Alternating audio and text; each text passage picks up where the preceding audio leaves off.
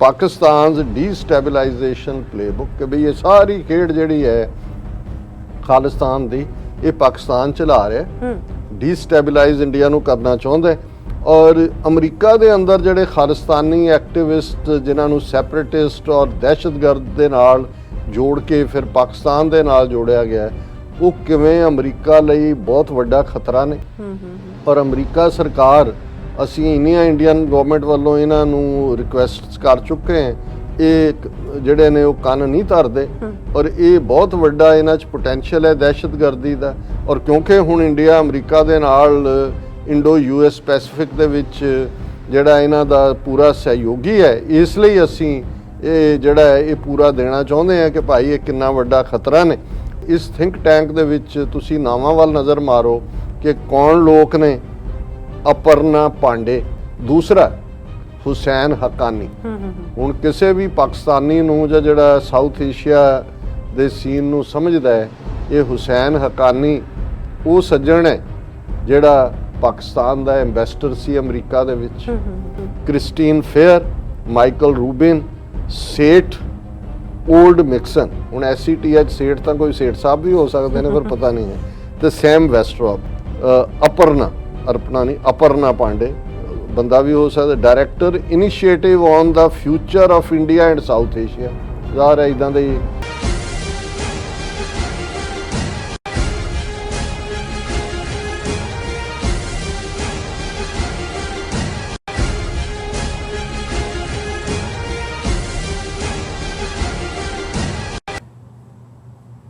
वाहिगुरू जी का खालसा वाहिगुरू जी की फतेह। अस्सलाम वालेकुम आदाब बर्ज़ मैं तुहाडी होस्ट नीलम कौर ते मैं TV 84 ਦੇ ਸਾਰੇ ਦਰਸ਼ਕਾਂ ਤੇ ਸਰੋਤਿਆਂ ਨੂੰ ਜੀ ਆਇਆਂ ਕਹਿੰਦੀ ਆ ਪ੍ਰੋਗਰਾਮ ਸੱਚੋ ਸੱਚ ਵਿੱਚ ਜਿਹੜੇ ਇਸ ਪ੍ਰੋਗਰਾਮ ਨਾਲ ਦੇਸ਼ਾਂ ਵਿਦੇਸ਼ਾਂ ਤੋਂ ਜੁੜ ਚੁੱਕੇ ਨੇ।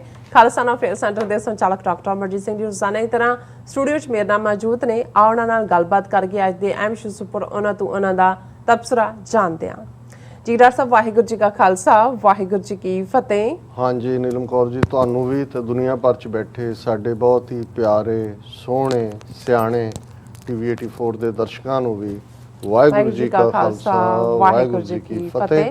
ਤੇ ਸਾਡੇ ਬਹੁਤ ਹੀ ਪਿਆਰੇ ਮੁਸਲਮਾਨ ਭੈਣਾਂ ਭਰਾਵਾਂ ਨੂੰ ਅਸਲਾਮ ਅਲੈਕੁਮ। ਜੀ ਡਾਕਟਰ ਸਾਹਿਬ ਜੀ ਆਇਆਂ ਨੂੰ ਪ੍ਰੋਗਰਾਮ ਸੱਚੋ ਸੱਚ ਵਿੱਚ ਬਹੁਤ ਸ਼ੁਕਰੀਆ। ਜੀ ਡਾਕਟਰ ਸਾਹਿਬ ਅੱਜ 16 ਸਤੰਬਰ 2021 2 ਅਸੋ ਨਾਨਕਸ਼ਾਹੀ ਸੰਮਤ 553 ਦਾ ਦਿਨ ਹੈ ਤੇ ਡਾਕਟਰ ਸਾਹਿਬ ਪ੍ਰੋਗਰਾਮ ਸ਼ੁਰੂ ਕਰਨ ਤੋਂ ਪਹਿਲਾਂ ਅਸੀਂ ਆਪਣੇ ਦਰਸ਼ਕਾਂ ਤੇ ਸਰੋਤਿਆਂ ਨੂੰ ਹਮੇਸ਼ਾ ਤਰ੍ਹਾਂ ਦੱਸਿਓ ਵੀਅਰਸ ਜੇ ਤੁਸੀਂ ਹੱਕ ਸੱਚ ਇਨਸਾਫ ਤੇ ਪੈਰਾ ਦਿੰਦਾ ਇੱਕੋ ਇੱਕ ਚੈਨਲ TV 84 ਨੂੰ ਦੇਖਣਾ ਚਾਹੁੰਦੇ ਹੋ ਤਾਂ ਤੁਸੀਂ ਦੇਖ ਸਕਦੇ ਸਪੈਕਟਰਮ ਕੇਬਲ, ਆਰਚਨ cable, welfare cable Canada, roku, Jadu Box, Shava, Facebook, TV 84 ਦੀ ਐਪ ਰਾਹੀਂ online streaming and IP box ਤੇ ਤੁਸੀਂ TV 84 ਨੂੰ ਦੇਖ ਸਕਦੇ ਹੋ। ਵਿਊਅਰਸ ਜੇ ਤੁਸੀਂ TV 84 ਨਾਲ ਜਾਂ ਪ੍ਰੋਗਰਾਮ ਸੱਚੋ ਸੱਚ ਨਾਲ Facebook ਰਾਹੀਂ ਜੁੜੇ ਹੋ ਤਾਂ ਇਸ ਨੂੰ ਵੱਧ ਤੋਂ ਵੱਧ ਲਾਈਕ ਕਰੋ ਤੇ ਸ਼ੇਅਰ ਕਰੋ ਅਤੇ ਨਾਲ ਹੀ YouTube ਤੇ ਸਬਸਕ੍ਰਾਈਬ ਵੀ ਕਰੋ। ਇਹ ਵੀ ਦੱਸ ਦੇ ਕਿ ਤੁਸੀਂ TV 84 ਦੀ ਐਪ ਨੂੰ Android ਐਂਡ App Store ਤੇ ਡਾਊਨਲੋਡ ਕਰਕੇ ਜੋ TV 84 ਦੀ ਲਾਈਵ ਸਟ੍ਰੀਮ ਹੈ ਉਸ ਨੂੰ ਤੁਸੀਂ 24 ਆਵਰਸ ਦੇਖ ਸਕਦੇ ਹੋ। ਵਿਊਅਰਸ ਹੁਣ ਅਸੀਂ ਆਪਣੇ ਪ੍ਰੋਗਰਾਮ ਦੀ ਸ਼ੁਰੂਆਤ ਕਰਨ ਜਾ ਰਹੇ ਹਾਂ। ਪ੍ਰੋਗਰਾਮ ਦੇ ਸ਼ੁਰੂ ਦੇ ਵਿੱਚ ਤੁਹਾਨੂੰ ਦੱਸ ਦਈਏ ਕਿ ਅੱਜ ਦੇ ਪ੍ਰੋਗਰਾਮ ਸੱਚੋ ਸੱਚ ਨੂੰ ਸਪਾਂਸਰ ਕੀਤਾ ਗਿਆ ਹੈ ਸਟਾਕਟਨ ਤੋਂ ਡਾਇਮੰਡ ਟਰਾਂਸਪੋਰਟੇਸ਼ਨ ਲੌਜਿਸਟਿਕਸ ਵੱਲੋਂ ਸਪਾਂਸਰ ਕੀਤਾ ਗਿਆ ਹੈ। ਸੋ ਡਾਇਮੰਡ ਟਰਾਂਸਪੋਰਟੇਸ਼ਨ ਲੌਜਿਸਟਿਕਸ ਦੇ ਮਾਲਕ ਸਰਦਾਰ ਗੁਲਵਿੰਦਰ ਸਿੰਘ ਗਾਖਲ ਪਿਛਲੇ ਲੰਬੇ ਸਮੇਂ ਤੋਂ ਪੰਥਕ ਸਫਾਂ ਵਿੱਚ ਜਿਹੜੇ ਨੇ ਉਹ ਵਿਚ ਰਹੇ ਹਨ ਅਤੇ ਖਾਲਸਾ ਦੀ ਪ੍ਰਾਪਤੀ ਲਈ ਚੱਲ ਰਹੇ ਸੰਘਰਸ਼ ਨੂੰ ਪਰਨਾਏ ਹੋਏ ਨੇ। ਸੋ ਆਪ ਸਟਾਕਟਨ ਦੇ ਇਤਿਹਾਸਕ ਗੁਰਦੁਆਰਾ ਸਾਹਿਬ ਦੇ ਮੁੱਖ ਸੇਵਾਦਾਰ ਵਜੋਂ ਸੇਵਾ ਨਿਭਾ ਚੁੱਕੇ ਹੋ। ਸੋ ਕੌਮੀ ਕਾਰਜਾਂ ਵਿੱਚ ਹਮੇਸ਼ਾ ਵੱਧ ਚੜ੍ਹ ਕੇ ਜਿਹੜਾ ਯੋਗਦਾਨ ਪਾਉਂਦੇ ਹੋ। ਸੋ ਅੱਜ ਦੀ ਸਪਾਂਸਰਸ਼ਿਪ ਲਈ ਅਸੀਂ ਉਹਨਾਂ ਦਾ ਤਹਿ ਦਿਲ ਤੋਂ ਧੰਨਵਾਦ ਕਰਦੇ ਹਾਂ ਔਰ ਤੁਹਾਨੂੰ ਵੀ ਅਪੀਲ ਤੇ ਬੇਨਤੀ ਕਰਦੇ ਹਾਂ ਕਿ ਤੁਸੀਂ ਵੀ ਵੱਧ ਤੋਂ ਵੱਧ ਪ੍ਰੋਗਰਾਮ ਸੱਚੋ ਸੱਚ ਨੂੰ ਸਪਾਂਸਰ ਕਰੋ। ਸਪਾਂਸਰਸ਼ਿਪ ਲਈ ਤੁਸੀਂ ਸਾਨੂੰ ਕਾਲ ਕਰ ਸਕਦੇ ਹੋ ਸਾਡੇ ਫੋਨ ਨੰਬਰ ਤੇ 5166191984 ਸੇਮ ਨੰਬਰ ਤੇ ਤੁਸੀਂ ਸਾਨੂੰ WhatsApp ਕਰ ਸਕਦੇ ਹੋ। ਤੁਸੀਂ ਸਾਨੂੰ ਈਮੇਲ ਕਰ ਸਕਦੇ ਹੋ info@tv84.tv ਤੇ। ਸੋ ਵਿਊਅਰਸ ਹੁਣ ਅਸੀਂ ਆਪਣੇ ਪ੍ਰੋਗਰਾਮ ਦੀ ਸ਼ੁਰੂਆਤ ਦੇ ਵਿੱਚ ਪਹਿਲੇ ਸੈਗਮੈਂਟ ਦੇ ਵਿੱਚ ਗੱਲਬਾਤ ਕਰਨ ਜਾ ਰਹੇ ਹਾਂ ਕਿ ਵਿਊਅਰਸ ਜਿਸ ਤਰ੍ਹਾਂ ਕਿ ਅਸੀਂ ਕੱਲ੍ਹ ਵਾਸ਼ਿੰਗਟਨ DC ਸਥਿਤ ਇੱਕ American think tank Hudson institute ਦਾ ਜਿਹੜਾ ਹਵਾਲਾ ਦਿੱਤਾ ਸੀ। ਸੋ ਇਸ ਇੰਸਟੀਚਿਊਟ ਵੱਲੋਂ ਖਾਲਿਸਤਾਨ ਸੰਬੰਧੀ ਜਾਰੀ ਕੀਤੀ ਗਈ 34 ਸਫ਼ਿਆਂ ਦੀ ਰਿਪੋਰਟ ਮੈਜ ਇੱਕ ਭਾਰਤੀ ਪ੍ਰੋਪੇਗੈਂਡਾ ਹੈ। ਸੋ ਇਸ ਵਿੱਚ ਖਾਲਿਸਤਾਨੀ ਜਥੇਬੰਦੀਆਂ ਨੂੰ ਦਹਿਸ਼ਤਗਰਦੀ ਨਾਲ ਜੋੜ ਕੇ ਪਾਕਿਸਤਾਨ ਦੇ ਖਾਤੇ ਵਿੱਚ ਪਾਉਣ ਦੀ ਜਿਹੜੀ ਕੋਸ਼ਿਸ਼ ਹੈ ਉਹ ਕੀਤੀ ਗਈ ਹੈ। ਸੋ ਵਿਊਅਰਸ ਯਾਦ ਰਹੇ ਕਿ ਰਿਪੋਰਟ ਦਾ ਸਹਾਰਾ ਲੈ ਕੇ ਮੋਦੀ ਦੇ ਅਮਰੀਕਾ ਦੌਰੇ ਦੌਰਾਨ ਅਮਰੀਕਾ ਸਰਕਾਰ ਤੇ ਦਬਾਅ ਬਣਾਇਆ ਜਾਵੇਗਾ ਕਿ ਅਮਰੀਕਾ ਵਿੱਚ ਖਾਲਿਸਤਾਨੀ ਜਥੇਬੰਦੀਆਂ ਅਤੇ ਸਿੱਖ ਮੀਡੀਆ ਤੇ ਪਾਬੰਦੀ ਲਾਈ ਜਾਏ। ਸੋ ਵਿਊਅਰਸ, ਇਸ ਰਿਪੋਰਟ ਦੀ ਆਪਾਂ ਚੀਰਫਾੜ ਕਰਨ ਜਾ ਰਹੇ ਹਾਂ। ਸੋ ਅਸੀਂ ਚਾਹਾਂਗੇ ਕਿ ਤੁਸੀਂ ਨਾਲ ਇਸੇ ਤਰ੍ਹਾਂ ਬਣੇ ਰਹਿਣਾ। ਦੇਖਣ ਸੁਣਨ ਲਈ ਤੁਹਾਡਾ ਸਭ ਦਾ ਬਹੁਤ ਬਹੁਤ ਸ਼ੁਕਰੀਆ। ਜੀ ਡਾਕਟਰ ਸਾਹਿਬ, ਕੀ ਕਹਿਣਾ ਇਸ ਰਿਪੋਰਟ ਬਾਰੇ? ਦੇਖੋ, ਸਭ ਤੋਂ ਪਹਿਲਾਂ ਤਾਂ ਅਸੀਂ ਅੱਜ ਦੇ ਪ੍ਰੋਗਰਾਮ ਨੂੰ ਸਪਾਂਸਰ ਕਰਨ ਲਈ ਵੀਰ ਗੁਲਵਿੰਦਰ ਸਿੰਘ ਗਾਖਲ ਜੀ, ਜਿਨ੍ਹਾਂ ਨੂੰ ਪਿਆਰ ਨਾਲ ਭਿੰਦਾ ਕਹਿ ਕੇ ਸਾਰੇ ਜਾਣਦੇ ਨੇ, ਬੁਲਾਉਂਦੇ ਨੇ, ਉਹਨਾਂ ਦਾ ਸ਼ੁਕਰੀਆ ਅਦਾ ਕਰਦੇ ਹਾਂ। ਬਿਲਕੁਲ। ਔਰ ਇਹ ਵੀ ਜਦੋਂ ਅਸੀਂ ਆਪਣੇ ਮੁੱਢਲੇ ਦਿਨਾਂ ਦੀ ਗੱਲ ਕਰਦੇ ਹਾਂ, 1980ਵਿਆਂ ਦੇ ਅਖੀਰ ਜਾਂ 1990ਵਿਆਂ ਦੀ ਬਿਗਨਿੰਗ 'ਚ, ਇਹ ਸਾਰੇ ਸਾਡੇ ਉਸ ਕਲੋਜ਼ ਗਰੁੱਪ ਦੇ ਜਾਂ ਕਲੋਜ਼ ਸਾਡੇ ਜਥੇਬੰਦਕ ਢਾਂਚੇ ਦੇ ਮੈਂਬਰ ਨੇ, ਜਿਨ੍ਹਾਂ ਨੇ ਪੂਰੀ ਸਪੋਰਟ ਦਿੱਤੀ ਹੈ ਹਰ ਪੱਖੋਂ। ਜਿੱਥੇ ਵੀ ਕਿਤੇ ਬੇਲੋੜਾ ਕ੍ਰਿਟਿਸਿਜ਼ਮ ਹੋਇਆ ਉੱਥੇ ਵੀ ਜਾ ਕੇ ਇਹਨਾਂ ਨੇ ਚੈਲੰਜ ਕੀਤਾ ਹੈ। ਆਰਥਿਕ ਪੱਖੋਂ ਵੀ ਖਾਲਿਸਤਾਨ ਫੇਅਰ ਸੈਂਟਰ ਅਸੀਂ 1992 ਫਰਵਰੀ ਦੇ ਵਿੱਚ ਸ਼ੁਰੂ ਕੀਤਾ, ਉਦੋਂ ਤੋਂ ਲੈ ਕੇ ਹੁਣ ਤੱਕ। ਔਰ ਜਿਹੜੇ ਵਿਰੋਧੀ ਹੁੰਦੇ ਨੇ ਉਹਨਾਂ ਨੇ ਵੀ ਜਦੋਂ ਕਹਿਣਾ ਹੋਏ ਤੇ ਉਹ ਕਹਿਣਗੇ ਕਿ ਜੀ ਇਹ ਡਾਕਟਰ ਸਾਹਿਬ ਦੇ ਡਾਈ ਹਾਰਡ ਸਪੋਰਟਰ ਨੇ। ਸੋ ਮੈਂ ਸਮਝਦਾ ਵੀ ਇਹ ਸਪੋਰਟਰ ਤਾਂ ਪੰਥ ਦੇ ਨੇ, ਪੰਥ ਨੂੰ ਪਿਆਰ ਕਰਦੇ ਨੇ, ਪੰਥਕ ਕਾਜ਼ ਨੂੰ ਪਿਆਰ ਕਰਦੇ ਨੇ। ਪਰ ਇਹ ਵੀ ਹੁੰਦਾ ਕਿ ਜਦੋਂ ਇਹ ਲੱਗੇ ਕਿ ਭਾਈ ਜਿਹੜਾ ਬੰਦਾ ਸਚਿਆਰਤਾ ਨਾਲ ਕੁਝ ਕਰਨਾ ਚਾਹੁੰਦਾ ਹੈ, ਉਸ ਨੂੰ ਬਿਨਾਂ ਵਜ੍ਹਾ ਈਰਖਾ ਕਰਕੇ ਜਾਂ ਕੋਈ ਹੋਰ ਨਿੱਜੀ ਰੰਜਿਸ਼ਾਂ ਤੁਸੀਂ ਕੱਢਦੇ ਹੋ। ਔਰ ਕਈ ਲੋਕ ਤਾਂ ਸਿਰਫ ਵਿਰੋਧ ਦੀ ਖਾਤਰ ਹੀ ਵਿਰੋਧ ਕਰਦੇ ਨੇ, ਉਹਨਾਂ ਨੂੰ ਹੋਰ ਕੁਝ ਨਹੀਂ ਹੁੰਦਾ। ਉਹ ਕਹਿੰਦੇ ਜੀ ਫਲਾਣੇ ਨੇ ਵੀ ਪਹਿਲਾਂ ਇਹ ਕੀਤਾ ਸੀ, ਉਹਨੇ ਢਿਮਕੇ ਨੇ ਵੀ ਇਹ ਕੀਤਾ ਸੀ, ਹੁਣ ਪਤਾ ਨਹੀਂ ਕਿਹਨੇ ਕੀ ਕਰ ਦੇਣਾ ਜੀ। ਔਰ ਇਸ ਕਿਸਮ ਦੇ ਲੋਕ ਵੈਸੇ ਕਿਸੇ ਦੇ ਨਾਲ ਵੀ ਸਕੇ ਨਹੀਂ ਹੁੰਦੇ ਜਾਂ ਕਿਸੇ ਦੇ ਵੀ ਸਕੇ ਨਹੀਂ ਹੁੰਦੇ। ਸੋ ਗੁਲਵਿੰਦਰ ਸਿੰਘ, ਉਹਨਾਂ ਦਾ ਸਮੁੱਚਾ ਪਰਿਵਾਰ, ਭੈਣ ਜੀ, ਬੱਚੇ ਗੁਰਸਿੱਖੀ ਰੰਗ ਦੇ ਵਿੱਚ ਰੰਗੇ ਹੋਏ ਨੇ। ਔਰ ਜਿਵੇਂ ਤੁਸੀਂ ਦੱਸਿਆ ਕਿ ਉਹ ਸਫਲ ਕਾਰੋਬਾਰੀ ਵੀ ਨੇ ਔਰ ਗੁਰਦੁਆਰਾ ਸਾਹਿਬ ਸਟਾਕਟਨ ਦੇ ਮੁੱਖ ਪ੍ਰਬੰਧਕ ਵੀ ਰਹੇ। ਕੱਲਾ ਇਹੀ ਨਹੀਂ, ਉਹ ਤਾਂ ਪਿੱਛੇ ਰਹਿ ਕੇ ਸੇਵਾ ਕਰਨ ਨੂੰ ਹਮੇਸ਼ਾ ਪ੍ਰੈਫਰ ਕਰਦੇ ਨੇ, ਪਰ ਵੈਸੇ ਵੀ ਉਹਨਾਂ ਦੀ ਸ਼ਖਸੀਅਤ ਇੱਕ ਰੰਗਲੀ ਸ਼ਖਸੀਅਤ ਹੈ। ਜਿਸ ਬੈਠਕ ਦੇ ਵਿੱਚ ਬੈਠਣ, ਗੱਲਾਂ ਦੇ ਨਾਲ ਔਰ ਇੰਗੇਜ ਕਰਕੇ ਹਰ ਇੱਕ ਨੂੰ ਖੁਸ਼ ਰੱਖ ਕੇ, ਔਰ ਬਹੁਤ ਘੱਟ ਹੋਣਗੇ ਜਿਨ੍ਹਾਂ ਨੂੰ ਉਹਨਾਂ ਤੋਂ ਸ਼ਿਕਾਇਤ ਹੋਏਗੀ। ਐਸੇ ਵੀ ਸ਼ਖਸ ਹੁੰਦੇ ਨੇ ਜਿਨ੍ਹਾਂ ਨੂੰ ਸਾਰੇ ਹੀ ਪਿਆਰ ਕਰਦੇ ਨੇ, ਭਾਵੇਂ ਵਿਰੋਧੀ ਧਿਰ ਵਾਲੇ ਵੀ ਹੋਣ, ਕਿਉਂਕਿ ਉਹਨਾਂ ਨੂੰ ਹੁੰਦਾ ਹੈ ਕਿ ਭਾਈ ਇਹ ਬੰਦੇ ਕੰਮ ਕਰਨ ਵਾਲੇ ਨੇ, ਨਿਸ਼ਕਾਮ ਨੇ। ਔਰ ਸਮੁੱਚੀ ਇਹਨਾਂ ਦੀ ਟੀਮ ਵੀ, ਹਰਨੇਕ ਸਿੰਘ ਨੇਕੀ ਜਿਨ੍ਹਾਂ ਨਾਲ ਕਾਰੋਬਾਰ ਦੀ ਸ਼ੁਰੂਆਤ ਰਹੀ ਹੈ, ਔਰ ਬਾਕੀ ਵੀ ਸਾਰਾ ਜਿਹੜਾ ਸਟਾਕਟਨ ਦੇ ਵਿੱਚ ਹਰ ਕੋਈ, ਕਿਸੇ ਨੂੰ ਪੁੱਛ ਲਓ ਭਿੰਦਾ ਭਾਜੀ, ਉਹਨਾਂ ਦੇ ਲਈ ਹਰ ਇੱਕ ਦੇ ਅਜ਼ੀਜ਼ ਨੇ। ਸੋ ਅਸੀਂ ਉਹਨਾਂ ਦਾ ਸ਼ੁਕਰੀਆ ਅਦਾ ਕਰਦੇ ਹਾਂ। ਔਰ ਕਿਉਂਕਿ ਇਹ ਜਿਵੇਂ ਮੈਂ ਕਿਹਾ ਵੀ ਇਹ ਤਾਂ ਖਾਲਿਸਤਾਨ ਦੇ ਉਸ ਹੱਦ ਤੱਕ ਜਾ ਕੇ ਸਪੋਰਟਰ ਨੇ ਜਿਨ੍ਹਾਂ ਨੇ ਕੋਈ ਇਸ ਪੀਰੀਅਡ ਦੇ ਵਿੱਚ ਕੋਈ ਬੈਂਡ ਨਹੀਂ ਦਿਖਾਇਆ ਹੈ।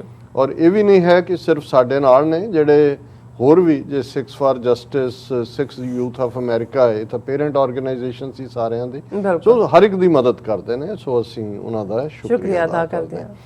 ਹੁਣ ਗੱਲ ਬੇਸ਼ੱਕ ਕੱਲ ਅਸੀਂ ਇਸ ਦਾ ਪਾਸਿੰਗ ਰੈਫਰੈਂਸ ਵੀ ਨਹੀਂ ਸੀ, ਪਹਿਲੇ ਸੈਗਮੈਂਟ 'ਚ ਅਸੀਂ ਪਾਸਿੰਗ ਕਰਦੇ ਕਰਦੇ ਵੀ 2-4 ਜਿਹੜੇ ਨੇ ਉਹ ਠੁੱਡ ਮਾਰ ਦਿੱਤੇ ਸੀ ਇਹਨਾਂ ਨੂੰ, ਹਡਸਨ ਇੰਸਟੀਚਿਊਟ ਦੀ ਰਿਪੋਰਟ ਨੂੰ। ਕਿਉਂਕਿ ਮੈਨੂੰ ਖਿਆਲ ਆ ਰਿਹਾ ਸੀ ਜਦੋਂ ਮੈਂ ਇਹ ਵੀ ਕਿਹਾ ਵੀ ਨਾ ਸ਼ਾਇਦ ਹਡਸਨ ਹੈ, ਮੈਂ ਕਿਹਾ ਜੀ ਹਡਸਨ ਰਿਵਰ ਤਾਂ ਸਾਡੇ ਹੈ ਇੱਥੇ, ਜਿਹੜੀ ਨਿਊਯਾਰਕ ਤੇ ਨਿਊ ਜਰਸੀ ਨੂੰ ਡਿਵਾਈਡ ਕਰਦੀ ਹੈ। ਜੇ ਮੈਨੂੰ ਲੱਗਾ ਵੀ ਪਤਾ ਨਹੀਂ ਕੋਈ ਪੋਟੋਮਿਕ ਥਿੰਕ ਟੈਂਕ ਹੈ, ਕਿਉਂਕਿ ਪੋਟੋਮਿਕ ਹੈ ਜਿਹੜੀ ਕਿ ਵਰਜੀਨੀਆ, DC ਔਰ ਸਾਡੇ ਉਸ ਖਿੱਤੇ ਦੇ ਨਾਲ ਜੁੜੀ ਹੋਈ ਹੈ। ਪਰ ਉਹ ਵਾਕਈ ਮੇਰੇ ਮੂੰਹ ਹਡਸਨ ਨਿਕਲਿਆ, ਹਡਸਨ ਇੰਸਟੀਚਿਊਟ ਹੀ ਸੀ।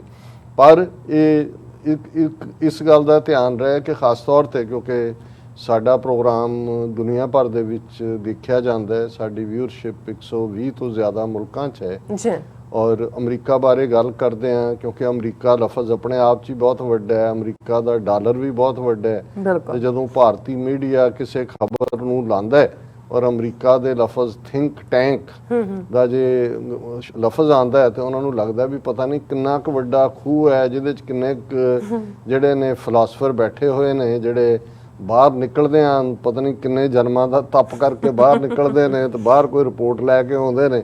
ਤੇ ਇੰਨਾ ਕਿਉਂਕਿ ਜਿਸ ਢੰਗ ਨਾਲ ਇਸ ਹਡਸਨ ਇੰਸਟੀਚਿਊਟ ਦੀ 34 ਸਫ਼ਿਆਂ ਦੀ ਰਿਪੋਰਟ ਨੂੰ ਭਾਰਤ ਭਰ ਦੇ ਮੀਡੀਆ ਨੇ ਤਾਂ ਪਲੇ ਕੀਤਾ ਹੀ ਕੀਤਾ ਉਸ ਹੱਦ ਤੱਕ ਜਾ ਕੇ ਕਿ ਜੀ ਦੇਖੋ ਹੁਣ ਤਾਂ ਅਮਰੀਕਾ ਦੇ ਇਸ ਵੱਡੇ ਥਿੰਕ ਟੈਂਕ ਨੇ ਵੀ ਇਹ ਕਹਿ ਦਿੱਤਾ। ਪਹਿਲਾਂ ਤਾਂ ਮੈਂ ਇਹ ਦੱਸਦੇ ਹਾਂ ਕਿ ਇਹ ਥਿੰਕ ਟੈਂਕ ਕੋਈ ਇਲੈਕਟਿਡ ਬਾਡੀ ਨਹੀਂ ਹੁੰਦੀ।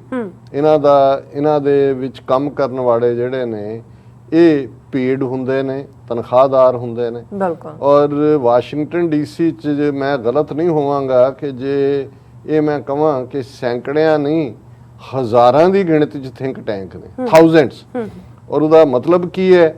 ਹੁਣ ਜ਼ਾਹਰ ਹੈ ਵੀ ਜਿਹੜੇ ਮੁਲਕ, ਹੁਣ ਜੇ ਦੁਨੀਆ ਦੇ 194 ਤੋਂ ਜ਼ਿਆਦਾ ਮੁਲਕ ਨੇ ਜੀ, ਔਰ ਕੱਲਾ ਇਹੀ ਨਹੀਂ ਮੁਲਕ, ਕੱਲੇ ਵਾਸ਼ਿੰਗਟਨ ਡੀਸੀ ਦੇ ਵਿੱਚ ਇੱਕ ਪਾਸੇ ਤੁਸੀਂ ਟਰਮ ਜਦੋਂ ਦੇਖੋਗੇ ਥਿੰਕ ਟੈਂਕ ਲਫ਼ਜ਼ ਆਏਗਾ, ਫਿਰ ਲੌਬਿਸਟ ਆਏਗਾ, ਫਿਰ PAC ਲਫ਼ਜ਼ ਅੱਜ ਕੱਲ੍ਹ ਪੋਲੀਟੀਕਲ ਐਕਸ਼ਨ ਕਮੇਟੀ ਇਹ ਆਏਗਾ। ਹੁਣ ਇਹ ਤੁਹਾਨੂੰ ਵਾਸ਼ਿੰਗਟਨ ਬੈਲਟਵੇ ਦੇ ਅੰਦਰ ਹਜ਼ਾਰਾਂ ਦੀ ਗਿਣਤੀ ਦੇ ਵਿੱਚ ਇਹ ਥਿੰਕ ਟੈਂਕ, ਇਹ ਲੌਬਿਸਟ, ਇਹ PAC ਔਰ ਫਿਰ ਇੱਕ ਐਜ਼ ਏ ਫੋਰਨ ਏਜੰਟ ਆਏਗਾ। ਔਰ ਇਹਨਾਂ ਸਾਰਿਆਂ ਦੀ ਫੋਰਨ ਏਜੰਟ, ਲੌਬਿਸਟ, PAC ਇਹਨਾਂ ਦੀ ਪ੍ਰੋਪਰ ਰਜਿਸਟ੍ਰੇਸ਼ਨ ਹੁੰਦੀ ਹੈ। ਫੋਰਨ ਏਜੰਟ ਉਹ ਹੁੰਦਾ ਹੈ ਜਿਹੜਾ ਕਿਸੇ ਮੁਲਕ ਦੇ ਇੰਟਰਸਟ ਲਈ ਕੰਮ ਕਰ ਰਿਹਾ, ਲੌਬੀ ਕਰ ਰਿਹਾ ਕਿ ਚੀਨ ਦੇ ਖਿਲਾਫ ਇਹ ਅਗਰੈਸਿਵ ਲਾਈਨ ਨਾ ਲਓ ਜਾਂ ਇੰਡੀਆ ਨੂੰ ਜਿਹੜਾ ਹੈ ਉਹ ਇਸ ਦੇ ਉੱਤੇ ਨਰਮ ਰਹੋ। ਸੋ ਉਹ ਲੌਬੀ ਕਰ ਹੀ ਨਹੀਂ ਸਕਦੇ ਜਿਹੜੇ ਨੇ ਜੇ ਆਪਣੇ ਕਿਸੇ ਮੁਲਕ ਦੇ ਲਈ, ਜੇ ਉਹ ਆਪਣੇ ਆਪ ਨੂੰ as a foreign agent register ਨਾ ਕਰਵਾਉਣ। ਇਸੇ ਤਰ੍ਹਾਂ ਜਿਹੜੇ ਲੌਬਿਸਟ ਨੇ ਉਹਨਾਂ ਦੇ ਆਪਣੇ ਰੂਲ ਤੈਅ ਹੁੰਦੇ ਨੇ, ਆਪਣੇ ਫਰੇਮ ਹੁੰਦੇ ਨੇ, ਫੰਡਿੰਗ ਦਾ ਉਹਨਾਂ ਦਾ ਸਾਧਨ ਕੀ ਹੈ, ਉਹਨਾਂ ਦੇ ਉੱਤੇ ਕੋਈ ਨਾਨ ਪ੍ਰੋਫਿਟ ਨਹੀਂ ਹੁੰਦੇ, ਨਾ ਹੀ ਫੋਰਨ ਏਜੰਟ ਨਾਨ ਪ੍ਰੋਫਿਟ ਹੁੰਦੇ ਨੇ। ਫਿਰ PAC ਹੁੰਦੀ ਹੈ, ਪੋਲੀਟੀਕਲ ਐਕਸ਼ਨ ਕਮੇਟੀ। ਹੁਣ ਪੋਲੀਟੀਕਲ ਐਕਸ਼ਨ ਕਮੇਟੀ ਦੇ ਵਿੱਚ ਜਿਹਨੂੰ ਪੈਕ ਕਹਿੰਦੇ ਨੇ, ਜਿਵੇਂ ਹੁਣ ਸਿੱਖ ਪੈਕ ਹੈ, ਜਿਵੇਂ ਹਰਪ੍ਰੀਤ ਸਿੰਘ ਸੰਧੂ ਰਨ ਕਰਦੇ ਨੇ, ਸੋ ਉਹ ਵੀ ਨਾਨ ਪ੍ਰੋਫਿਟ ਨਹੀਂ ਹੁੰਦੀ। ਸੋ ਤੁਸੀਂ ਉਸ ਦੇ ਥੱਲੇ ਆਪਣੇ ਵਿਦਨ ਦਾ ਲਾਅ ਕੰਮ ਕਰਦੇ ਹੋ ਔਰ ਉਹਦੇ ਲਈ ਤੁਸੀਂ ਜਿਹੜੀ ਵੀ ਫੰਡਿੰਗ ਜੇ ਕਿਸੇ ਨੂੰ ਕਰਦੇ ਹੋ ਉਹ ਪ੍ਰੋਪਰਲੀ ਜਿਹੜੀ ਹੈ। ਔਰ ਇਹ ਸਾਰੇ ਹੀ ਜਿਹੜੇ ਨੇ ਇਹਨਾਂ ਦੀਆਂ ਟੈਕਸ ਰਿਟਰਨਸ, ਇਹਨਾਂ ਦੇ ਫੰਡਿੰਗ ਸੋਰਸ, ਡਿਲੀਵਰ ਕੇਸ ਨੂੰ ਕੀਤਾ ਹੈ, ਇਹ ਤੁਸੀਂ ਪ੍ਰੋਪਰਲੀ ਦੇਖ ਸਕਦੇ ਹੋ ਜੀ। ਥਿੰਕ ਟੈਂਕ ਦੇ ਨਾਂ ਥੱਲੇ ਪਹਿਲੀ ਗੱਲ ਤਾਂ ਜੇ ਇਹਨੂੰ ਪੰਜਾਬੀ 'ਚ ਕਹਿਣਾ ਹੋਏ ਤਾਂ ਮੈਂ ਤਾਂ ਇਹਦੇ ਲਈ ਲਫ਼ਜ਼ ਕੀ ਹੋ ਸਕਦਾ ਕਿ ਸੋਚਣ ਵਾਲਿਆਂ ਦਾ ਖੂਹ।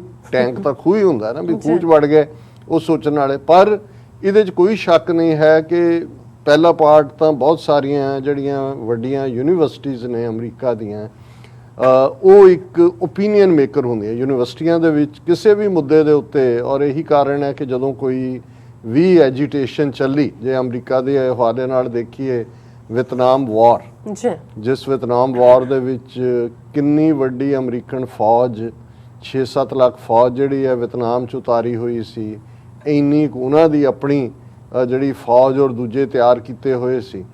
ਤੇ ਜੇ ਕਿ ਵੀ ਇਹ ਸਾਡੀ ਵਾਰ ਨਹੀਂ ਹੈ, ਇਸ 'ਚੋਂ ਅਸੀਂ ਕੱਢਣਾ ਹੈ, ਇਹ ਲਹਿਰ ਸ਼ੁਰੂ ਹੁੰਦੀ ਹੈ, ਭਾਵੇਂ ਉਹਨੂੰ ਸਟੂਡੈਂਟ ਐਜੀਟੇਸ਼ਨ ਕਿਹਾ ਜਾਂਦਾ ਹੈ, ਪਰ ਇਹ ਬੇਸਿਕਲੀ ਕਿਉਂਕਿ ਇੱਥੇ ਯੂਨੀਵਰਸਿਟੀਆਂ ਆਟੋਨਮਸ ਨੇ, ਆਜ਼ਾਦ ਨੇ ਔਰ ਆਜ਼ਾਦਾਨਾ ਤੌਰ ਦੇ ਉੱਤੇ ਉਹਨਾਂ ਦਾ ਜਿਹੜਾ ਹੈ ਉਹ ਵਿਊ ਪੁਆਇੰਟ ਹੁੰਦਾ ਹੈ ਜਿਹਨੂੰ ਉਹ ਡਿਸਕਸ ਵੀ ਕਰਦੇ ਨੇ ਔਰ ਉਹਦੇ 'ਚ ਕੋਈ ਇੰਟਰਫੇਰੈਂਸ ਨਹੀਂ ਹੁੰਦੀ। ਔਰ ਇਸ ਗੱਲ ਦਾ ਮੈਂ ਇੱਕ ਉਦਾਹਰਣ ਜਿਹਦਾ ਮੈਂ ਜ਼ਿਕਰ ਕੱਲ ਵੀ ਕੀਤਾ ਸੀ ਮੈਂ ਦਿਆਂ।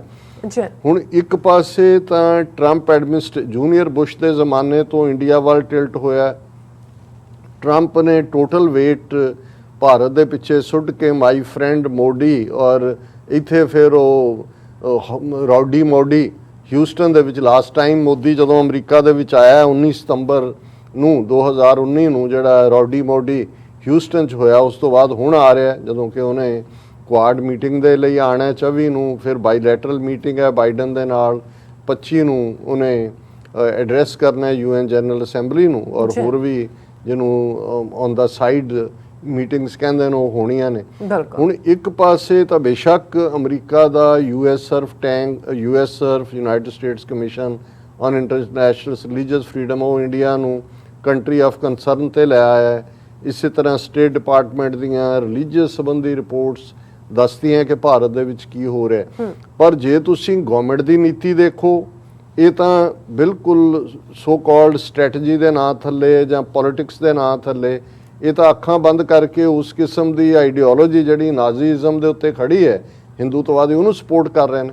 ਪਰ ਜੇ ਤੁਸੀਂ ਯੂਨੀਵਰਸਿਟੀਆਂ ਦੀ ਫਰੀडम ਦੇਖਣੀ ਹੈ ਕਿ ਯੂਨੀਵਰਸਿਟੀਜ਼ ਕਿਸ ਢੰਗ ਦੇ ਨਾਲ ਐਕਟ ਕਰਦੀਆਂ, ਤੇ ਅਸੀਂ ਜ਼ਿਕਰ ਕੀਤਾ ਸੀ ਕਿ ਪਿਛਲੇ ਦਿਨਾਂ 'ਚ ਕਿਵੇਂ ਅਮਰੀਕਾ ਦੀਆਂ ਪ੍ਰੋਮੀਨੈਂਟ 40-50 ਯੂਨੀਵਰਸਿਟੀਜ਼ ਨੇ ਔਰ ਉਹਨਾਂ ਦੇ ਹੰਡਰਡਸ ਆਫ ਸਕਾਲਰਸ 2 दिन ਉਹਨਾਂ ਨੇ ਫੁੱਲ ਜਿਹੜੀ ਹੈ ਵਰਚੁਅਲ ਕਾਨਫਰੰਸ ਕੀਤੀ ਜਿਸ ਦੇ ਵਿੱਚ ਉਹਨਾਂ ਨੇ ਔਰ ਉਹਦਾ ਫੋਕਸ ਹੀ ਹਿੰਦੂਤਵਾ ਆਈਡੀਓਲੋਜੀ ਸੀ ਕਿ ਵੀ ਇਹ ਕਿਵੇਂ ਇਨਸਾਨੀਅਤ ਦੀ ਖਿਲਾਫਤ ਹੈ, ਇਹ ਕਿਵੇਂ ਨਾਜ਼ੀ ਤਰਜ਼ ਦੀ ਆਈਡੀਓਲੋਜੀ ਹੈ, ਕਿਵੇਂ ਇਹ ਵਿਟਰੀਓਲਿਕ ਹੈ।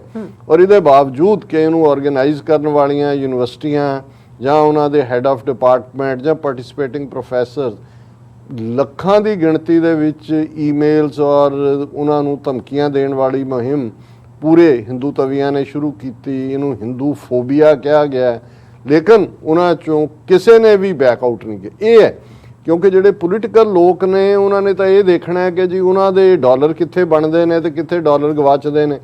ਲੇਕਿਨ ਇਹ ਅਮਰੀਕਾ ਦੀ ਜਦੋਂ ਅਸੀਂ ਜੇ ਦੇਖਣਾ ਹੋਏ ਕਿ ਰੀਅਲ ਪਾਲਿਸੀ ਦਾ ਜਾਂ ਰੀਅਲ ਥਾਟ ਕਿੱਥੋਂ ਨਿਕਲਦਾ ਹੈ, ਚਿਜ਼ਲ ਕਿੱਥੇ ਹੁੰਦਾ ਹੈ, ਔਰ ਇਹੀ ਕਾਰਨ ਹੈ ਤੁਸੀਂ ਲੇਟਲੀ ਦੇਖੋਗੇ ਕਿ ਆਰਐਸਐਸ ਨੇ ਅਮਰੀਕਾ ਯੂਕੇ ਦੀਆਂ ਪ੍ਰੋਮੀਨੈਂਟ ਯੂਨੀਵਰਸਿਟੀਆਂ ਦੇ ਵਿੱਚ ਅੱਡ-ਅੱਡ ਚੇਅਰਸ ਬਣਾਉਣ ਦੇ ਨਾਂ ਥੱਲੇ ਮਿਲੀਅਨਸ ਆਫ ਡਾਲਰਸ ਪੈਸਾ ਤਾਂ ਉਹਨਾਂ ਦੇ ਕੋਲ ਅੰਨਾ ਲੁੱਟਿਆ ਹੋਇਆ ਹੈ, ਟੈਕਸ ਪੇਅਰ ਮਨੀ ਵੀ ਦੂਜਿਆਂ ਦੇ ਵੀ, ਉਹ ਆਪਣੀਆਂ ਚੇਅਰਸ ਐਸਟੈਬਲਿਸ਼ ਕਰ ਰਹੇ ਨੇ ਕਿਉਂਕਿ ਉਹਨਾਂ ਨੂੰ ਇਹ ਲੱਗਦਾ ਹੈ ਕਿ ਵੀ ਜਿਹੜੀ ਉਹ ਹਿੰਦੂਤਵਾ ਦੀ ਖਤਰਨਾਕ ਲੜਾਈ ਲੜ ਰਹੇ ਨੇ, ਖਤਰਨਾਕ ਇਸ ਲਈ ਕਿ ਉਹ ਸਭ ਨੂੰ ਹਿੰਦੂਤਵਾ ਦੇ ਥੱਲੇ ਰੰਗਣਾ ਚਾਹੁੰਦੇ ਨੇ ਔਰ ਉਹਦੇ ਲਈ ਜੇ ਵਿਰੋਧਤਾ ਹੋਏਗੀ ਤਾਂ ਬਾਹਰ ਹੋਏਗੀ। ਸੋ ਉਹ ਸਮਝਦੇ ਨੇ ਵੀ ਜਿਹੜੀ ਲੜਾਈ ਹੈ ਉਹ ਯੂਨੀਵਰਸਿਟੀਆਂ ਦੇ ਵਿੱਚ ਲੜੀ ਜਾਣੀ ਹੈ, ਇਸ ਲਈ ਉਹਦੇ 'ਚ ਇਨਵੈਸਟ ਕਰੋ।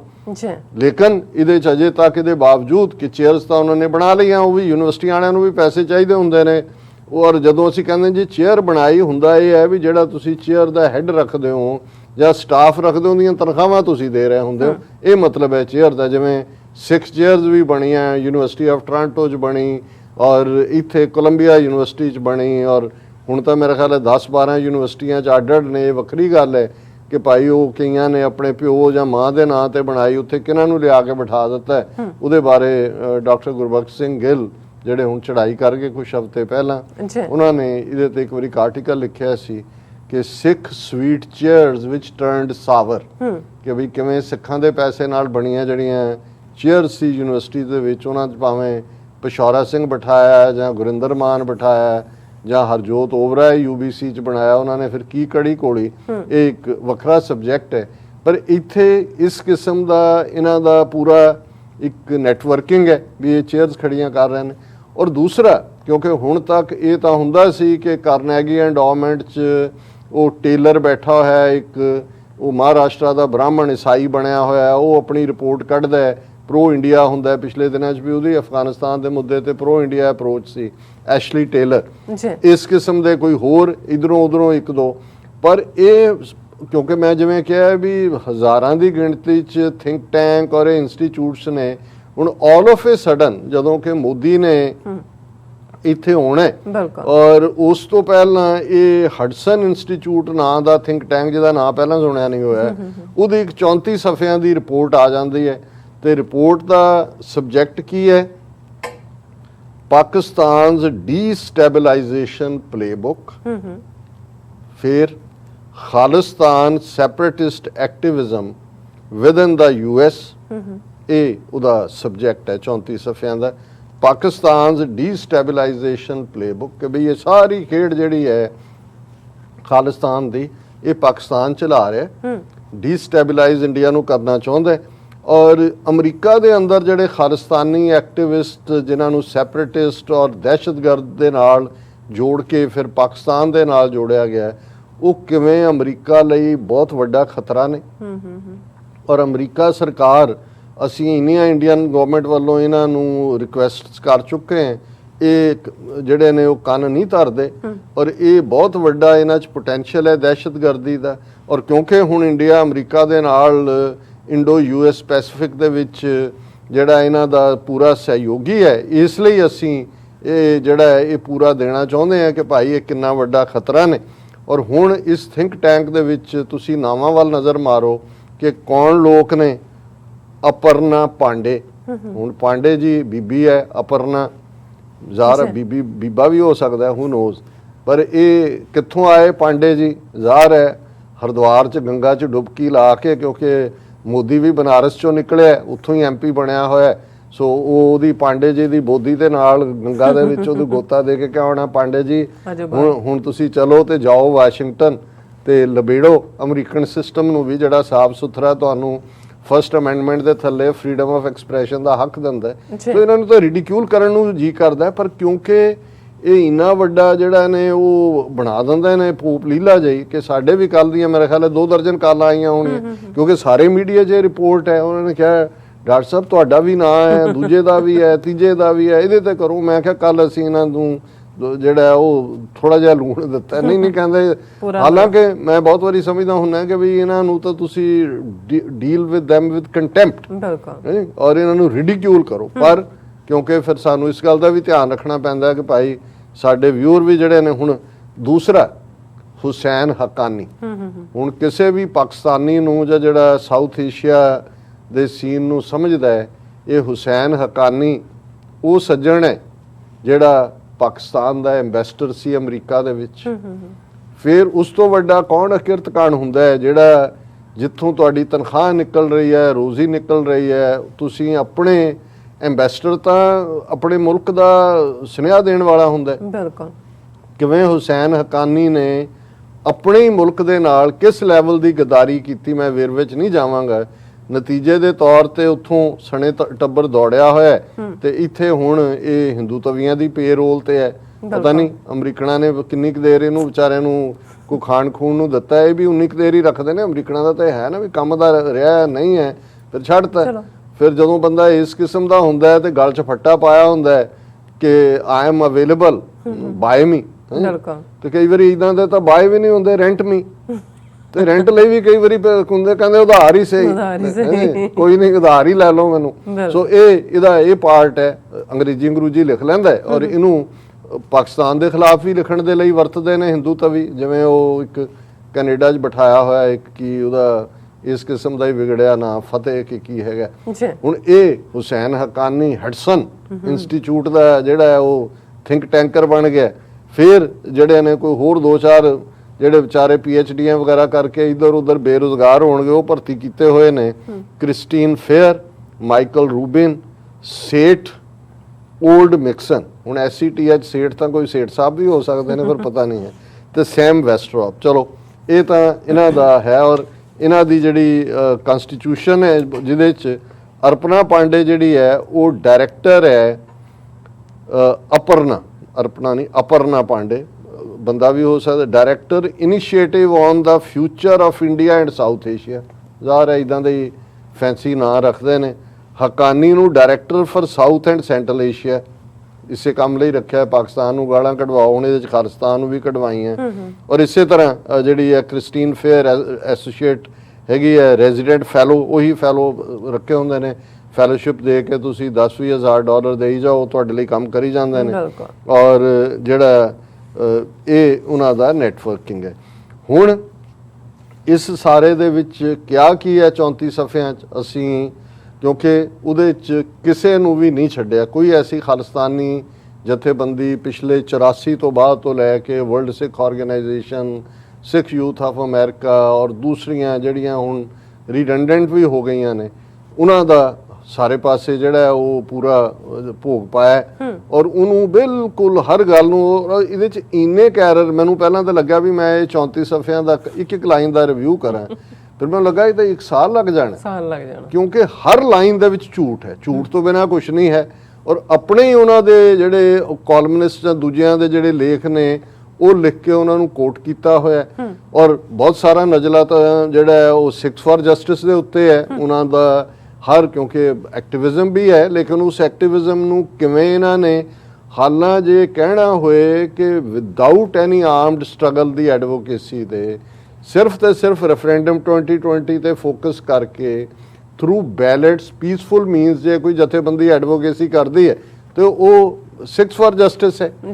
ਲੇਕਿਨ ਇਹਦੇ ਬਾਵਜੂਦ ਕਿਵੇਂ ਪਹਿਲਾਂ ਉੱਥੇ ਇੰਡੀਆ 'ਚ 2 ਸਾਲ ਪਹਿਲਾਂ ਇਹਨੂੰ ਦਹਿਸ਼ਤਗਰਦ ਜਥੇਬੰਦੀ ਬਣਾਇਆ, ਫਿਰ ਕਿਵੇਂ ਉਹਨਾਂ ਦੇ ਜਿਹੜੇ ਟੌਪ ਐਕਟਿਵਿਸਟ ਨੇ ਉਹਨਾਂ ਦੀਆਂ ਜ਼ਮੀਨਾਂ ਕੁਰਕ ਕੀਤੀਆਂ।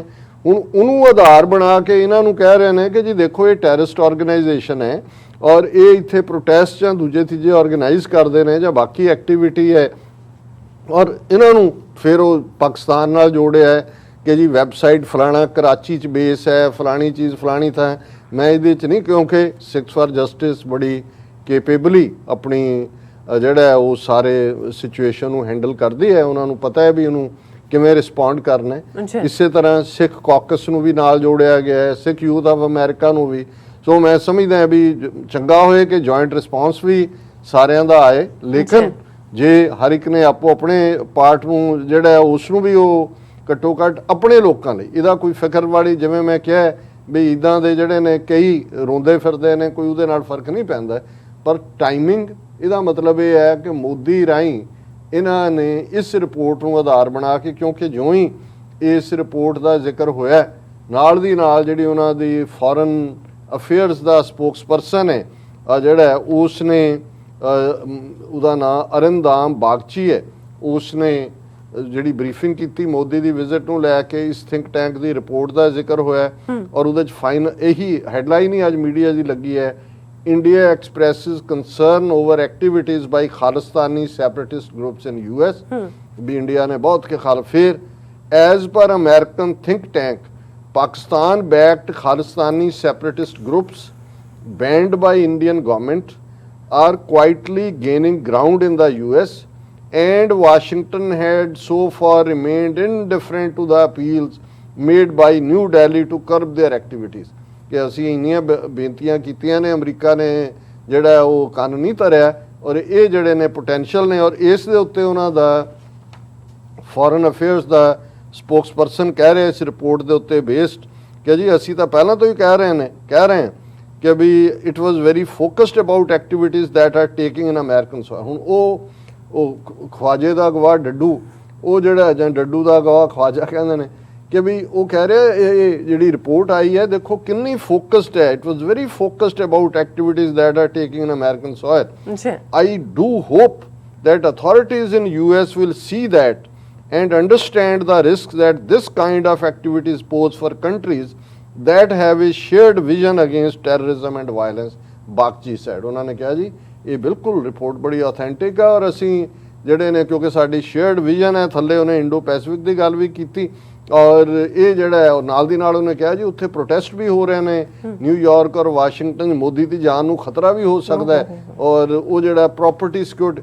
ਪਰ ਤੁਸੀਂ ਅੰਦਾਜ਼ਾ ਲਾਓ ਵੀ ਇਸ ਤੋਂ ਵੱਡਾ ਕੀ ਸਬੂਤ ਹੈ, ਹਕਾਨੀ ਹੋਏ, ਪਾਂਡੇ ਹੋਏ, ਇਹ ਕਰਤਾ ਧਰਤਾ ਨੇ।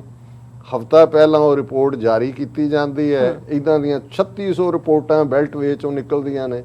ਉੱਥੇ ਬੈਠੀ ਇੰਡੀਅਨ ਐਕਸਟਰਨਲ ਅਫੇਅਰਸ ਮਿਨਿਸਟਰੀ ਨੂੰ ਉਹਦੀ ਸਾਰੀ ਕ੍ਰੈਡੀਬਿਲਿਟੀ ਦੇ ਉੱਤੇ ਜਿਹੜਾ ਉਹ ਕਹਿੰਦੇ ਬਿਲਕੁਲ ਫੋਕਸਡ ਰਿਪੋਰਟ ਹੈ ਔਰ ਉਸ ਸਾਰੇ ਦੇ ਥੱਲੇ ਜਿਹੜਾ ਔਰ ਉਹਨਾਂ ਨੇ ਆਪਣਾ ਕੰਮ ਕਰ ਦਿੱਤਾ। ਹੁਣ ਅਸੀਂ ਉਹ ਪਾਰਟ ਜ਼ਰੂਰ ਡਿਸਕਸ ਕਰਨਾ ਚਾਹਾਂਗੇ, ਹਾਲਾਂਕਿ ਉਸ ਦੀ 34 ਸਫ਼ਿਆਂ ਦੀ ਰਿਪੋਰਟ ਹੋਰ ਵੀ 3-4 ਥਾਵਾਂ ਤੇ ਸਾਨੂੰ ਮੈਂਸ਼ਨ ਕੀਤਾ ਹੈ ਪਾਸਿੰਗ ਦੇ ਵਿੱਚ, ਪਰ ਜਿਹੜੇ 2 ਪੈਰਾਗ੍ਰਾਫ ਖਾਸ ਤੌਰ ਤੇ ਉਹਨਾਂ ਨੇ ਜਿਹੜਾ ਮੈਂਸ਼ਨ ਕੀਤੇ ਨੇ ਇਸ ਰਿਪੋਰਟ ਦੇ ਵਿੱਚ ਔਰ ਉਹਨੂੰ ਮੈਂ ਜ਼ਰੂਰ ਮੈਂਸ਼ਨ ਕਰਨਾ ਚਾਹਾਂਗਾ। ਫਿਰ ਉਹ ਕਹਿ ਰਹੇ ਨੇ ਜੀ ਇਹ ਪਹਿਲਾਂ ਤਾਂ ਉਹਨਾਂ ਨੇ ਕਿਹਾ ਜੀ along with Khalistan affair centre Khalistan Sikhs for Justice is also closely involved with global Sikh affairs media, which is controlled by centre's head Amarjit Singh and runs the radical Khalistani news channel TV84। ਕਿ ਵੀ ਇਸ ਸਾਰੇ ਕਿਉਂਕਿ Khalistan affair centre ਸਾਡੀ ਜਿਹੜੀ ਆ ਉਹ premier ਪਹਿਲੀ organisation ਹੈ ਜਿਸ ਦੇ ਥੱਲੇ ਅਸੀਂ 1992 ਤੋਂ ਆਪਰੇਟ ਕਰ ਰਹੇ ਕਿ ਵੀ ਇਹ ਜਿਹੜੇ ਨੇ ਇਹ ਸਿੱਖਸ ਫਾਰ ਜਸਟਿਸ ਔਰ Khalistan affair centre closely involve ਨੇ ਔਰ ਜਿਹੜਾ ਗਲੋਬਲ ਸਿੱਖ ਅਫੇਅਰਸ ਮੀਡੀਆ ਜਿਸ ਨੂੰ ਖਾਲਿਸਤਾਨ ਅਫੇਅਰ ਸੈਂਟਰ ਦੇ ਹੈਡ ਅਮਰਜੀਤ ਸਿੰਘ ਕੰਟਰੋਲ ਕਰਦੇ ਨੇ, ਇਹ ਇੱਕ ਰੈਡੀਕਲ ਖਾਲਿਸਤਾਨੀ ਨਿਊਜ਼ ਚੈਨਲ TV84 ਰਨ ਕਰਦੇ ਨੇ। TV84 runs almost weekly programming in support of Pakistani position on Kashmir and India, with Khalistani speakers warning of a secret Indian agenda to provoke Sikhs against Muslims and Pakistan। ਹੁਣ ਉਸ report 'ਚ ਉਹਨਾਂ ਨੇ ਸਾਡੀਆਂ video ਜਿਹੜੀਆਂ ਇਸ programme 'ਚ discuss ਕੀਤੀਆਂ ਉਹਨਾਂ ਦੀ ਰੈਫਰੈਂਸ ਦਿੱਤੀ ਹੈ ਕਿ ਵੀ ਇਹ ਫਲਾਂ ਵੀਡੀਓ 'ਚ ਇਹਨਾਂ ਨੇ ਇਹ ਕਿਹਾ, ਪਰ ਉਹ ਇਹ ਕਹਿਣਾ ਚਾਹੁੰਦੇ ਨੇ ਕਿ ਵੀ ਇਹ ਉਸ ਪੋਜੀਸ਼ਨ ਨੂੰ ਕਸ਼ਮੀਰ ਦੇ ਉੱਤੇ ਔਰ ਇੰਡੀਆ ਦੇ ਉੱਤੇ ਸਪੋਰਟ ਕਰਦੇ ਨੇ ਜਿਹੜੀ ਪਾਕਿਸਤਾਨ ਦੀ ਪੋਜੀਸ਼ਨ ਹੈ ਔਰ ਨਾਲ ਦੀ ਨਾਲ ਇਹ ਜਿਹੜੇ ਨੇ ਖਾਲਿਸਤਾਨੀ ਹੋਣ ਦੇ ਨਾਤੇ ਵਾਰਨਿੰਗ ਵੀ ਦਿੰਦੇ ਨੇ ਕਿ ਇਹ ਇੰਡੀਆ ਦਾ ਏਜੰਡਾ ਹੈ ਕਿ ਸਿੱਖਾਂ ਨੂੰ ਮੁਸਲਮਾਨਾਂ ਔਰ ਪਾਕਿਸਤਾਨ ਦੇ ਅਗੇਂਸਟ ਭੁਗਤਾਨ। ਇਹ ਤੁਸੀਂ ਕਿੱਡਾ ਕਿ ਇਨਕਸ਼ਾਫ ਤੋਂ ਪਿਆ ਹੈ, ਰਿਕਾਰਡ ਪਿਆ ਹੈ, ਇੱਕ ਦਿਨ ਨਹੀਂ 9 ਸਾਲ ਤੋਂ ਇਹਦੇ ਤੇ 30 ਸਾਲ ਤੋਂ ਤੁਸੀਂ ਰਾਈਟਰ ਪੜ੍ਹ ਲਓ ਵੀ ਤੁਹਾਡਾ ਏਜੰਡਾ ਕੀ ਹੈ, ਇਹਦੇ 'ਚ ਤੁਸੀਂ ਕਿਹੜਾ ਕੱਦੂ 'ਚ ਤੀਰ ਮਾਰਿਆ। ਫਿਰ ਇਹ ਕਿਹਾ the station also broadcast overt propaganda for Kashmiri jihadists referring to Lashkar-e-Taiba terrorists as martyrs dedicated to the people's fight for democracy। ਉਹ ਕਹਿੰਦੇ ਵੀ ਕੱਲਾ ਇਹੀ ਨਹੀਂ, ਇਹ ਜਿਹੜੇ ਨੇ ਓਵਰਟਲੀ ਮਤਲਬ ਕੋਈ ਲੁਕ ਛਿਪ ਕੇ ਨਹੀਂ, ਵਾਕਿਆ ਹੀ ਅਸੀਂ ਕਦੇ ਘੁੰਡ ਨਹੀਂ ਕੱਢਿਆ ਭਾਈ, ਤੁਹਾਨੂੰ ਆਦਤ ਹੈ ਕੋਵਰਟ ਆਪਰੇਸ਼ਨ ਕਰਨ ਦੀ, ਸਾਡਾ ਤਾਂ ਸਿੱਧਾ ਸਿੱਧਾ ਕਿਸੇ ਦੇ ਗੋਡੇ ਲੱਗੇ ਗਿੱਟੇ ਲੱਗੇ। ਉਹ ਕਹਿੰਦੇ ਨੇ ਜੀ ਇਹ ਉਹਨਾਂ ਨੂੰ ਲਸ਼ਕਰ-ਏ-ਤੌਇਬਾ ਵਾਲਿਆਂ ਦਹਿਸ਼ਤਗਰਦਾਂ ਨੂੰ ਸ਼ਹੀਦ ਕਹਿੰਦੇ ਨੇ ਕਿਉਂਕਿ ਉਹ ਲੋਕਾਂ ਦੇ ਹੱਕਾਂ ਲਈ ਲੜ ਰਹੇ ਨੇ। ਹੁਣ ਇਸ ਗੱਲ ਨੂੰ ਪਹਿਲੀ ਗੱਲ ਕਿ ਕਿਹਦਾ ਕੌਣ ਸ਼ਹੀਦ ਆ ਉਹ ਤਾਂ ਅਸੀਂ ਤਾਂ ਡਿਸਾਈਡ ਨਹੀਂ ਕਰਦੇ, ਤਾਂ ਲੋਕ ਕਰਦੇ ਨੇ। ਜੇ ਕਸ਼ਮੀਰੀਆਂ ਨੂੰ ਇਹ ਲੱਗਦਾ ਹੈ ਕਿ ਭਾਈ ਜਿਹੜੇ ਉਹਨਾਂ ਦੇ ਕਾਜ਼ ਲਈ ਜਾਨ ਦੇਣ ਵਾਲੇ ਨੇ ਉਹ ਸ਼ਹੀਦ ਨੇ ਤੇ ਅਸੀਂ ਉਹਨਾਂ ਨੂੰ ਸਮਰਪਿਤ ਕੋਈ ਪ੍ਰੋਗਰਾਮ ਕਰਦੇ ਹਾਂ, ਅਸੀਂ ਸ਼ਹੀਦ ਲਫ਼ਜ਼ ਕਹਿੰਦੇ ਹਾਂ, ਤੇ ਤੁਹਾਨੂੰ ਕੀ ਤਕਲੀਫ ਹੈ? ਤੁਸੀਂ ਤਾਂ ਜਿਨ੍ਹਾਂ ਨੇ ਚੀਚੀ ਨੂੰ ਵੀ ਲਹੂ ਨਹੀਂ ਲਾਇਆ ਕਦੇ, ਤੁਸੀਂ ਤਾਂ ਉਹਨਾਂ ਨੂੰ ਸ਼ਹੀਦ ਬਣਾਇਆ ਹੋਇਆ। ਤੁਸੀਂ ਤਾਂ ਉਪਾਧਿਆਏ ਨੂੰ, ਦੀਨ ਦਿਆਲ ਉਪਾਧਿਆਏ ਜਿਹੜਾ ਪ੍ਰੈਜ਼ੀਡੈਂਟ ਦਾ ਤੁਸੀਂ ਮਰਡਰ ਕੀਤਾ ਹੈ ਮੁਗਲ ਸਰਾਏ ਤੇ, ਉਹਨੂੰ ਤੁਸੀਂ ਸ਼ਹੀਦ ਬਣਾਇਆ ਹੋਇਆ। ਤੁਸੀਂ ਝੂਠਾ ਇਤਿਹਾਸ ਘੜ ਕੇ ਸ਼ਹੀਦ ਬਣਾ ਰਹੇ ਹੋ, ਜਿਹੜੀਆਂ ਸਿੱਖਾਂ ਦੀਆਂ ਕੁਰਬਾਨੀਆਂ ਨੇ ਅੰਗਰੇਜ਼ਾਂ ਤੋਂ, ਉਹਨੂੰ ਰੋਲ ਰਹੇ ਹੋ। ਅਸੀਂ ਤਾਂ ਨੈਰੇਟਿਵ, ਅਸੀਂ ਇੱਕ ਮੀਡੀਆ ਚੈਨਲ ਹੈ, ਅਸੀਂ ਮੀਡੀਆ ਦੇ ਤੌਰ ਦੇ ਉੱਤੇ ਗੱਲ ਕਰਦੇ ਹਾਂ ਔਰ ਉਹਦੇ 'ਚ ਕੋਈ ਸ਼ੱਕ ਨਹੀਂ ਹੈ ਕਿ ਵੀ ਜੇ ਅਸੀਂ ਤਾਂ ਇਹ ਕਹਿੰਦੇ ਹਾਂ ਵੀ ਜਾਰਜ ਵਾਸ਼ਿੰਗਟਨ ਨੂੰ ਬ੍ਰਿਟਿਸ਼ਰਸ ਨੇ ਕੀ ਬਣਾਇਆ ਹੋਇਆ ਸੀ। ਹੁਣ ਜਿਨ੍ਹਾਂ ਦੇ ਨਾਲ ਸਮਝੌਤਾ ਕੀਤਾ ਅਮਰੀਕਾ ਨੇ ਅਫਗਾਨਿਸਤਾਨ 'ਚ, ਉਹਨਾਂ ਨੂੰ ਕੀ ਬਣਾਇਆ ਹੋਇਆ ਸੀ। ਇਹ ਤਾਂ ਇੱਕ ਪਪੂਲਰ ਗੱਲ ਹੈ ਕਿ ਵੀ once terrorist is others freedom fighter। ਸੋ ਉਹਦੇ 'ਚ ਸੋ ਇਹ ਉਹਨਾਂ ਨੇ ਬੜਾ ਵੱਡਾ ਰਿਪੋਰਟ 'ਚ ਕੱਦੂ 'ਚ ਤੀਰ ਮਾਰਿਆ ਕਿ ਉਹਨਾਂ ਨੇ ਫਿਰ ਇੱਕ ਪਾਰਟ ਜਿਹੜਾ ਹੈ ਉਹਨਾਂ ਨੇ ਸਾਨੂੰ ਕਸ਼ਮੀਰੀਆਂ ਦੇ ਨਾਲ ਜੋੜ ਕੇ ਕਿਹਾ ਕਿ ਜੀ ਦੇਖੋ ਇਹ ਪ੍ਰੋਟੈਸਟ ਵੀ ਇਕੱਠੇ ਕਰਦੇ ਨੇ।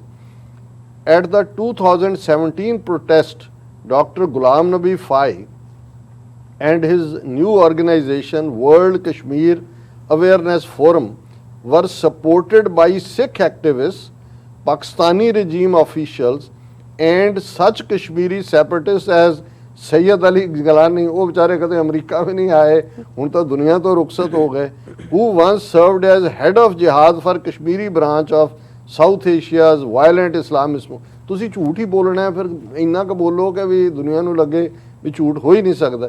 ਪਰ ਉਸ ਸਾਰੇ ਦੇ ਨਾਲ ਉਹਨਾਂ ਨੇ ਕਿਹਾ ਐਟ ਦਾ 2019 ਪ੍ਰੋਟੈਸਟ, 2019 ਦੇ protest, one newspaper reported that joining Dr. Fai was prominent Sikh leader ਸਰਦਾਰ ਅਮਰਜੀਤ ਸਿੰਘ ਕਿ ਵੀ ਫਾਈ ਦੇ ਨਾਲ ਇਹ ਆਏ, who also voiced support for the cause of Kashmir and reaffirmed his call for establishment of Khalistan।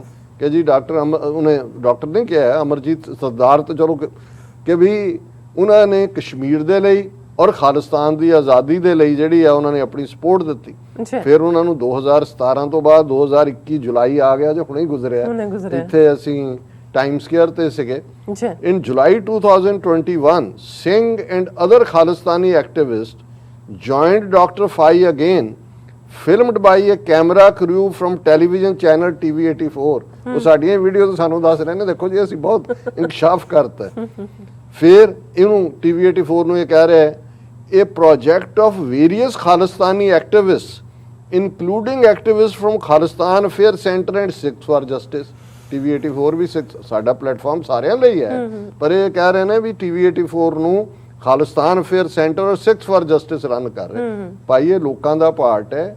Global Sikh media form ਜਿਹੜਾ ਹੈ non profit ਦੇ ਥੱਲੇ ਕੰਮ ਕਰਦਾ ਔਰ ਐਂਡ ਦੇ ਵਿੱਚ ਉਹਨਾਂ ਨੇ ਦਿੱਤਾ ਵੀ ਹੈ ਕਿ ਜੀ ਇਹਨਾਂ ਨੇ 2019 ਚ ਗਲੋਬਲ ਸਿੱਖ ਮੀਡੀਅਮ ਫੋਰਮ ਥੱਲੇ ਜਿਹੜੀ ਟੈਕਸ ਰਿਟਰਨ ਫਾਈਲ ਕੀਤੀ ਹੈ $2,20,000 ਜਿਹੜਾ ਐਨੂਅਲ ਉਹਨਾਂ ਦਾ ਐਕਸਪੈਂਸ ਵੀ ਤੁਹਾਨੂੰ ਪਤਾ ਹੈ।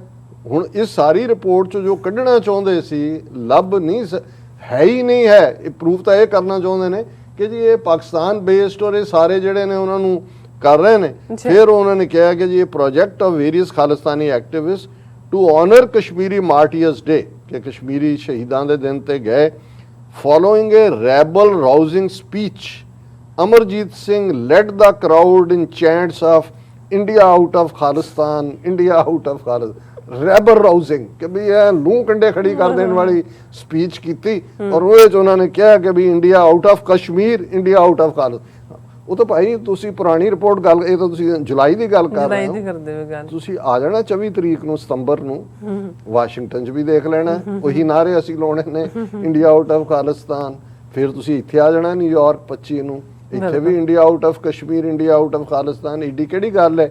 ਲੇਕਿਨ ਇਸ ਸਾਰੇ ਦੇ ਥੱਲੇ, ਕਿਉਂਕਿ ਵਕਤ ਹੋ ਗਿਆ, ਇਹ ਸਾਰੀ ਰਿਪੋਰਟ ਦੇ ਐਂਡ 'ਚ ਜਿਹੜੀਆਂ ਫਿਰ ਉਹਨਾਂ ਨੇ ਅਮਰੀਕਨ ਸਰਕਾਰ ਨੂੰ ਰਿਕਮੈਂਡੇਸ਼ਨਸ ਦਿੱਤੀਆਂ, ਚੈਪਟਰ 5 ਫਾਈਨਲ policy recommendation कि भाई include all groups responsible for terrorist attack in India in the list of designated global terrorist groups कि जिन्हां नूं असीं इत्थे दहशतगर्द बनाया होया है, तुसीं उन्हां नूं अमरीका दे विच जिहड़ी है terrorist list दे विच लिखाओ।